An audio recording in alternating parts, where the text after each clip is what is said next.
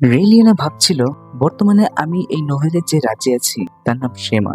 রাজ্যে বিজ্ঞান ও প্রযুক্তির উন্নতি, সমাজভিত্তিক রাজনীতিবিদদের উত্থান, গির্জাভিত্তিক ক্ষমতার পতন এবং পুঁজিবাদের শক্তি বৃদ্ধির মতো কারণগুলো রাজকীয় শাসন ব্যবস্থাকে দুর্বল করে দিচ্ছে। এদিকে টাকা দিয়ে ক্রয় করা নোবেল উপাধি গ্রহণকারীদের সংখ্যা বেড়ে চলেছে, যাদের সাথে ক্ষমতার দ্বন্দ্ব বৃদ্ধি পাচ্ছে পুরাতন অভিজাত শ্রেণী।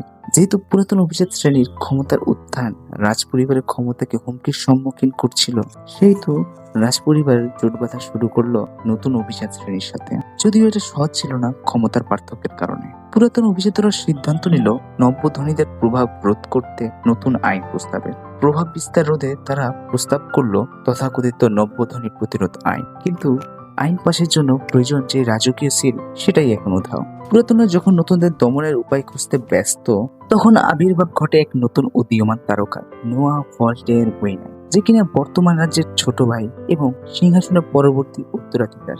রাজ্যের সৃষ্টিলগ্ন হতে ওয়েনাইট পরিবার ছিল রাজ্যের সামরিক শক্তির মূল কেন্দ্র, আর নোয়া ভল্টের ওয়েনাইট ছিল পূর্বের রানীর প্রথম সন্তান, যে প্রচন্ড রক্ষণশীল প্রকৃতির। নোয়াকে সিংহাসন থেকে দখলের লড়াই হতে সরে দাঁড়াতে হয়েছিল একটা স্ক্যান্ডালের কারণে। পরবর্তীতে সে ফিরে আসে ওয়েনাইট ফ্যামিলি এর প্রধান হিসেবে এবং পুরাতন অভিজাতদের ইচ্ছা পূরণের প্রচেষ্টা চালাচ্ছে। পুরাতন অভিজাতদের একজন তরুণ কমান্ডার নিশ্চয়ই বেশ কঠিন ব্যাপার। দাঁড়াও, ব্রুক ফ্যামিলিকে থামানোর জন্য প্রয়োজনীয় উপাধি আর ক্ষমতা দুটোই আছে তার কাছে, আর আমার কাছে আছে এমন একটা কার্ড যার জন্য সে ট্রেড করতে রাজি হবে। এই নোভেল আর নোয়ার ভবিষ্যৎ সম্পর্কে আমি জানি, আর এই একটা সুবিধা যা আমি পাচ্ছি, যদিও আমি শিওর না নোয়া যে কিনা জন্মগতভাবে অভিজাত বংশের, তার উপর এমন কিছু কাজ করবে কিনা, তবুও আমাকে চেষ্টা করতে হবে।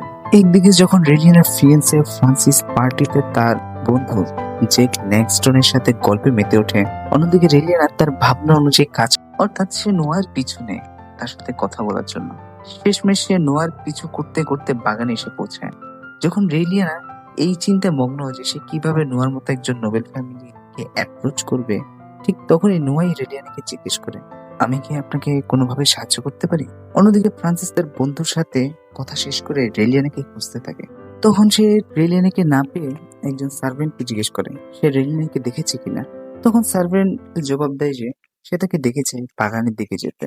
এদিকে রেলিয়ানা নোয়াকে প্রথমবারের মতো কাছ থেকে দেখে ভাবতে থাকে, যদি না আমি তার সম্পর্কে না জানতাম, তবে আমি তো তাকে দেখেই প্রেমে পড়ে যাচ্ছিলাম। অ্যাপিয়ারেন্সই সবকিছু নয়, আমি তার প্রকৃত রূপ জানি। সাধারণত সে সবার সামনে একেবারে হাসি মাখা দেবদূতের মতো উপস্থিত হয়, কিন্তু সে ডেভিলের থেকেও বেশি নিষ্ঠুর। অতঃপর রেলিয়ানা এবং নোয়া দুজনের সাথে গ্রিটিংস বিনিময় করার পর একে অপরকে নিজের পরিচয় দেওয়ার পর কোনো ভনিতা না করে রেলিয়ানা সরাসরি নোয়াকে বলে, মহামান্য ডিউ, আমি আপনার কাছে একটি প্রস্তাব পেশ করতে চাই। নোয়া তাকে অবাক হয়ে জিজ্ঞেস করে, একটি প্রস্তাব? রেলিয়ানা তখন তাকে বলে, এটা এরকম একটা লোক সমাগমে বিস্তারিত বলা কঠিন, তবে এটা রাজকীয় সিল নেই। নোয়া কিছুটা মজার ছলে তাকে জিজ্ঞেস করে, তাই নাকি? ইন্টারেস্টিং।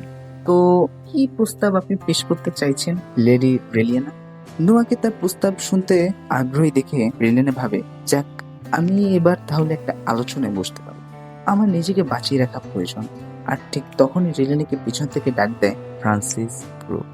ফ্রান্সিসের ডাক শুনে রেলিয়ানা প্রচন্ড বিরক্ত হয় আর ভাবে, সে এখন এখানে কি করছে? একে তো সে আমার কাছে অকর্মণ্য, কিন্তু এখন তো সে অস্বস্তিকর হয়ে উঠেছে। এখন কি করব? আমার কি উচিত হবে পরবর্তী সুযোগের অপেক্ষা? হয়তোবা এটাই সব থেকে ভালো সুযোগ।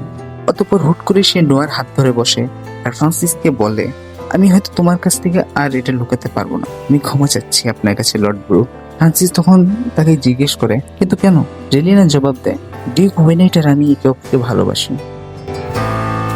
আর এরই মাধ্যমে শেষ হলো আমাদের আজকের পর্ব। পরবর্তী পর্ব দেখার আমন্ত্রণ জানিয়ে আজকের মতো শেষ করছি। ধন্যবাদ সকলকে পাশে থাকার জন্য।